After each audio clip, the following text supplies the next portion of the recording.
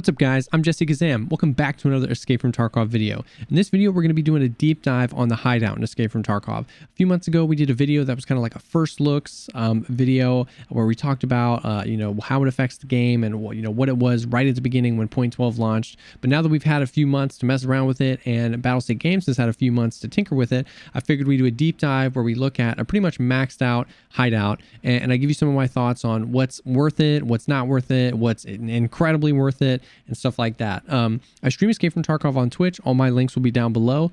We'd absolutely love to have you stop by, say hey, ask questions, or just hang out. But with all that stuff out of the way, let's go ahead and dive right in. So, like we said, we did more of an intro video to the Hideout before. So if you're brand new and you're just looking to figure out what the Hideout is, that's probably more for you. But the TLDR is that this is the space your PMC goes between raids where you can craft, heal, and do all sorts of stuff.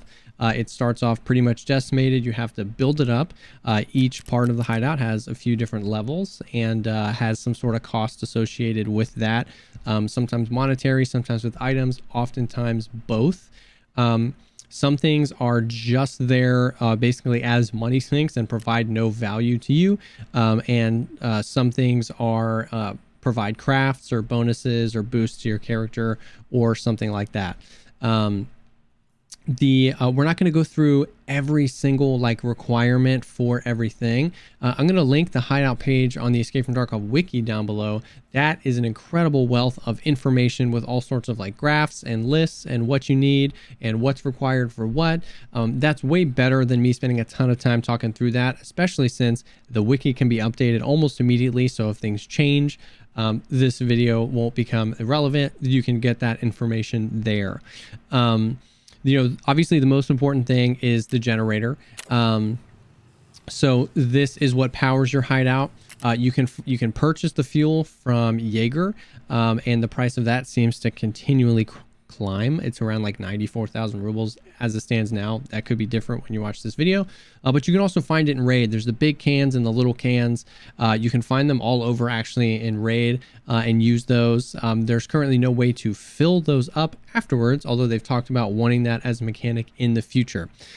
So the generator, certain things require the generator. So like the Bitcoin farm and your lights to turn them on require the generator to be on to even work. Certain things like crafting, like if you're crafting something at the med station, you can craft that with the generator off as of right now, but it's going to take a significantly longer amount of time to do so. One of the only things that I don't have upgraded and currently is the solar power. It's very expensive, 15,000 euros. But what all of that does is that the fuel consumption is minus 50%. So basically the fuel cans last twice as long. At this point, I've probably spent enough on fuel to have justified doing it, and I'll probably do it in the future, but that's that. So that kind of powers everything. But other than that, we'll kind of just go through, we'll talk about everything. Some of the things just kind of are what they are, but some of the things I can give, maybe a little bit of opinion on. So starting with the library, once you get this constructed, it has plus 15 experience. I didn't get this constructed until experience wasn't as big of a deal to me. You know what I mean? Like if you got this constructed at level 20 or 30 and you're trying to push to 40, that 15% could be a lot. But this is one of the later ones, so that might be hard to do. And then your practical skills. So if you don't know what that is, if you go to character and skills, you can sort by your physical skills, your practical skills, and stuff like that. So the library increases the rate at which your practical skills level by 30%. I think that this will have a much bigger impact in the future once the skill systems are a little bit more fleshed out. So that's probably not super helpful now, but good to know for the future. The rest space really is just about your character restoring his health and energy and stuff like that between raids. Once again, not super useful right now. I mean, this helps if you're doing a scav raid, your character is going to heal a little bit quicker. But the big thing here is that you get a maximum energy of plus 10 points. So I have 110 energy when I go into a raid. And now with the point 12 mechanics of when you run out of energy, it can be devastating. That can be a little bit helpful. And that's at level 3 rest space. So all the way up. Heating is similar, negative effects, removal rate, and energy regeneration rate. Once again, more just passive things that happen between raids that maybe have more of an impact in the future. Other than that, they're kind of just like a money sink. The med station, they've tinkered with this a little bit, and I'm sure that they will continue to do so as well. But this is a pretty cool, there are some pretty cool things here that you can do, namely Saluas. So you can craft them. You can buy all these things from level 1 therapists and craft a Salua for cheaper than purchasing a Salua from therapists. You can craft it in 22 minutes with the generator on, so that's not bad at all. And an amazing thing about the hideout is that anything crafted in the hideout is considered found in raid. So one of the early quests is find 5 Saluas. Well, now you can craft them in just a few hours, basically, if you can get the med station unlocked. And that is going to be incredibly helpful. You can craft grizzlies, you can craft piles of meds, use those piles of meds to get IFAKs. I would say at best, these are like the Salua is definitely worth doing because you can get it cheaper. Some of these other things maybe like break even. But I think in the future, I think there's going to be a lot of dialing in of these things, and they're going to want to push us to be crafting our own stuff and scavenging for our own supplies. So it's good to know these things to be able to craft them. And like I said, you know, it's found in raid, which can be helpful. So that's the med station all the way up. There's nothing that stands out as like absolutely phenomenal. You have to do this, but it can be fun and it can be helpful. The Salua thing, I pretty much, when I'm getting low on meds, I just always have that going. And before I know it, I have filled up a meds case with Saluas, and then I'll rock that for a while. The air filtration unit. Now, this even now can be pretty powerful. But I think once the skills system, you know, kind of gets reworked, this is going to be way more valuable. So this increases the physical skills by 50%, but it requires an FP 100 filter. So these are, you can find them in raid. You can craft them, which we'll get to, or you can purchase them on the flea market. They're around 130,000 a piece, and they last for 22 hours, I believe. And what that does is, once again, your skills, and you go to physical skills, strength, endurance, health, stress resistance. Stress resistance is a quest. Strength and endurance are incredibly helpful and valuable even now, even though I'm sure they'll get reworked. And health is for quests as well. So 50% faster leveling for those things. With the FP 100 filters in there. So what I'll do is, like on a weekend when I know I'm going to play a lot, I'll stack a few of them in here. If I'm just playing for a few hours, you know, on just like a random day, I might not spend 130,000 rubles on the FP 100 filter because it's only going to be there for a little bit. But that can be super helpful. Moving over to the nutrition unit, this kind of the same thing as the meds. You know, I'm sure as the game progresses, this will become more and more valuable. When I need to purchase items for food, I just purchase them on the flea market or find them in raid. It does give some passive bonuses to the health, energy, and hydration recovery rate as you level it up. There are some certain helpful things like the condensed milk if you're looking for the Kibiki trade. Wilson cigarettes are for a quest. These are considered fine in raid. The aquamaris are really good for hydration. So stuff like that. You can use sugar to craft the moonshine, which we'll talk about in a minute. So nothing, once again, nothing stand out, but you know, I think in the future, this will be cool. So we'll talk about the water collector first. When the water collector is constructed, you can use water filters, which you can find in raid or purchase on the flea market, to produce purified water. What this does is you can sell the purified water, you can use the purified water as a craft, or once you have your booze generator, you can use the purified water and 2 packs of sugar to craft Fierce Hatchling Moonshine. Now, the purified water craft, you can then just sell that for around 120,000 rubles. The Fierce Hatchling Moonshine, once constructed, you can sell for about 230,000 rubles. Or you can use the Fierce Hatchling Moonshine to barter at the Scav Box. So the Scav Box is basically, you can craft it way later on, and basically it's kind of like gambling your Tarkov money. You basically hire scavs for different amounts of money to just go find you loot, and after a certain amount of time they come back with a random amount of loot. You can do 100 rubles, 6,000 rubles, 70,000 rubles, a Fierce Hatchling Moonshine, or currently an intelligence folder. I haven't done the intelligence folder. it's really a, you know, hit or miss with all of them really. With the 100 ruble one, you almost never lose money, but you're not making an absolute ton. With the 70,000 and the moonshine, I've seen people get, you know, green key cards or red key cards. I've gotten a full Gen 4 or gazelles or armors or some keys or fuel conditioner, stuff like that. So I would say it's just up to you. You know what I mean? If you just want to take the 230,000, I think overall I probably broke even. I've had good ones, bad ones, okay ones. Probably overall I've broken even, but of course there's that maybe I'll get a really expensive key, maybe I'll get something that's worth a few million rubles and make it all worth it. I haven't gotten that yet, but you can. It's actually really cool.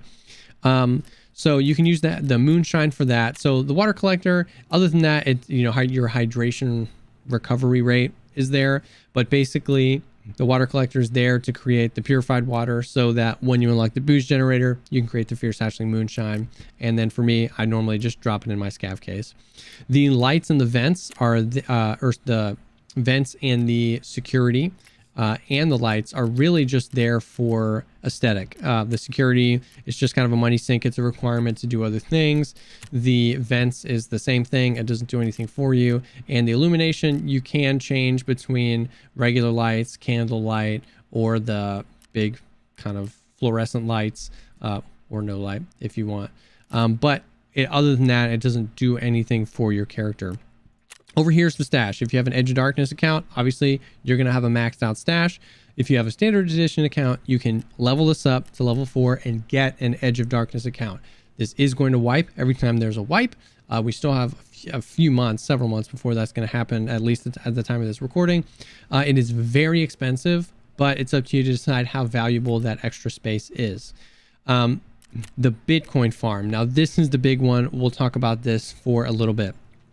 Now, the Bitcoin farm basically is a Bitcoin farm in real life. So you construct it with a lot of computer parts, and it comes in 3 levels. The first level, you can put 10 graphics cards in. The second level is 25, and the third level is 50. And these are real GPUs that you find in Tarkov.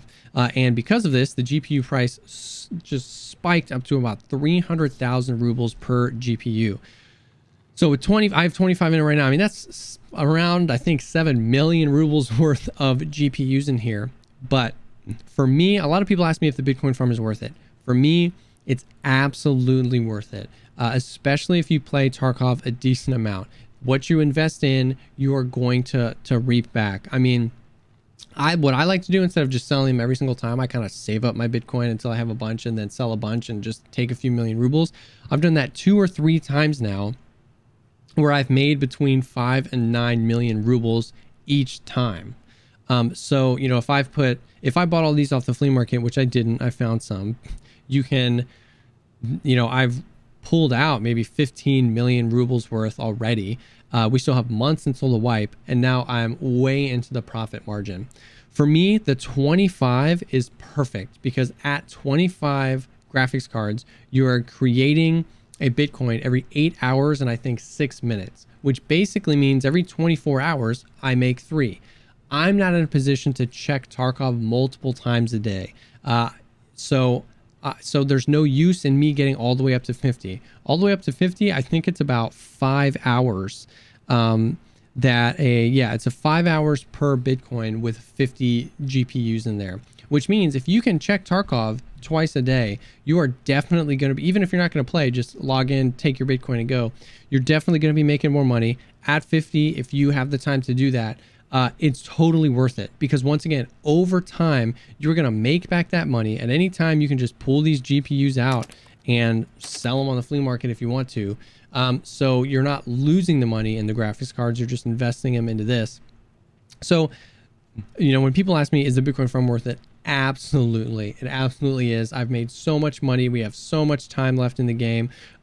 It's definitely worth it. Now, what they have talked about is that in the future, graphics cards will have durability, which means you're going to have to replace them. We don't know how frequently. We don't know if they're going to increase the spawn chance of graphics cards. All we know is that's coming. But for now, I would say the Bitcoin farm is definitely wildly worth it, in my opinion. It doesn't take too long to pay yourself back on that investment. Moving over to the Intelligence Center. The Intelligence Center leveled all the way up reduces your scav cooldown by 35%. If you like to scav a lot, that can actually be super helpful, because I believe they raised the scav timer when 0.12 dropped. So you can get that down pretty far. The money that you earn from quests is increased by 15%. And I think that's even just at level 2, not at level 3.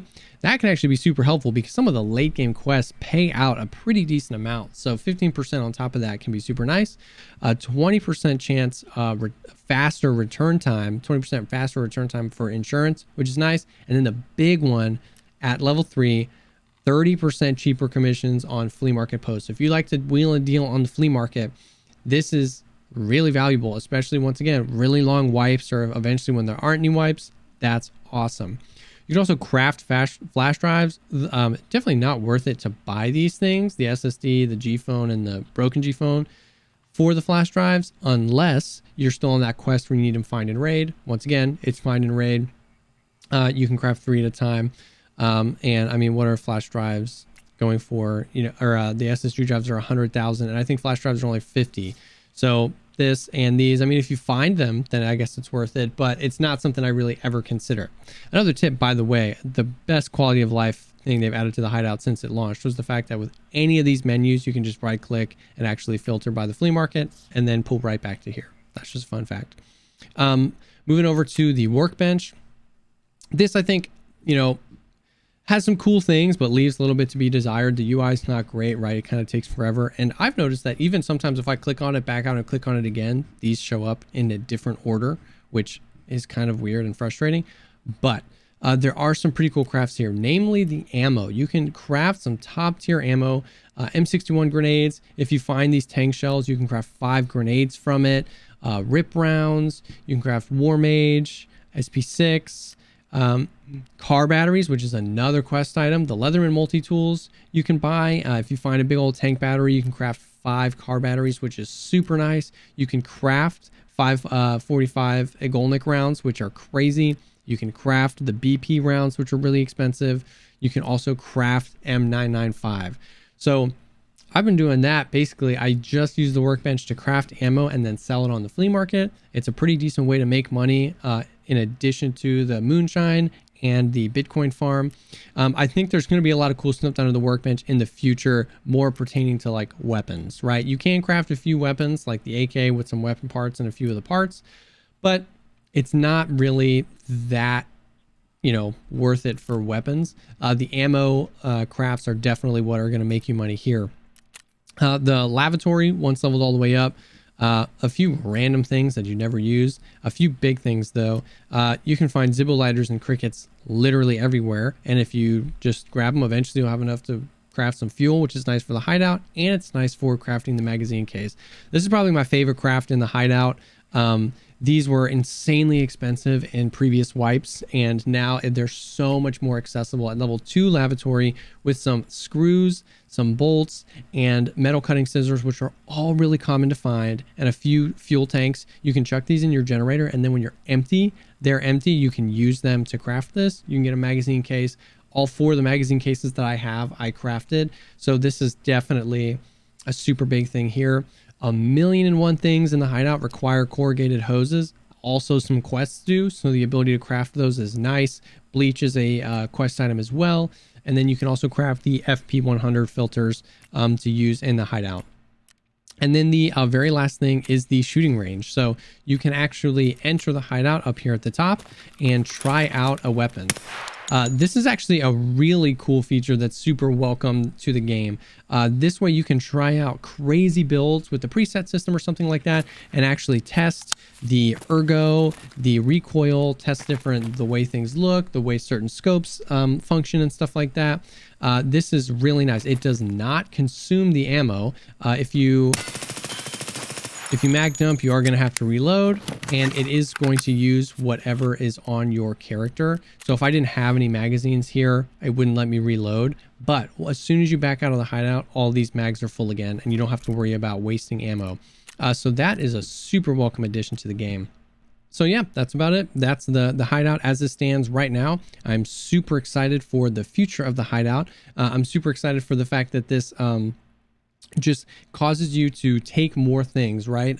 So many things have value now. Like the difference between extracting with 3 empty slots in your bag and extracting with, you know, a packet of nails, a packet of screws, and maybe a hose can be the difference between a ton of profit for you or a few things that you need in the hideout. So a lot more things are valuable to take for the hideout, but then it's also way easier to make money. So many things that were absolutely worthless in the worthless before the hideout now have so much value. So, you know, it encourages the player to loot more. Always fill up your bag with absolutely everything that you can. And what's really exciting is that this is just the tip of the iceberg. They've talked about skills that are associated with the hideout, which may be reasons to craft things in the future, even if they're not super like advantageous as far as profit, because there's skills associated with it. You know, they've already tinkered with it a lot. They've done special events. There was a Christmas tree planted in here just a few months ago for Christmas, and there you could craft a few more things. So this is just the tip of the iceberg. I personally am super excited to see where the devs take it and how it continues to impact the game. I think it is pushing forward the original vision of Escape from Tarkov for what they want. So I'm super excited to see that. And I hope that this kind of broke everything down for you and got you excited as well. Thanks again, guys, for taking the time to check out this video. I hope that it helped. I hope that it answered some questions. If I missed anything, or if you have any questions about the video, drop a comment down below. Like the video if you liked it, and think about subscribing for more content like this. I'm trying to always create content that helps shorten the learning curve of Escape from Tarkov and get you and your raids having fun as soon as possible. Thanks again for stopping by, and we'll see y'all on the next one.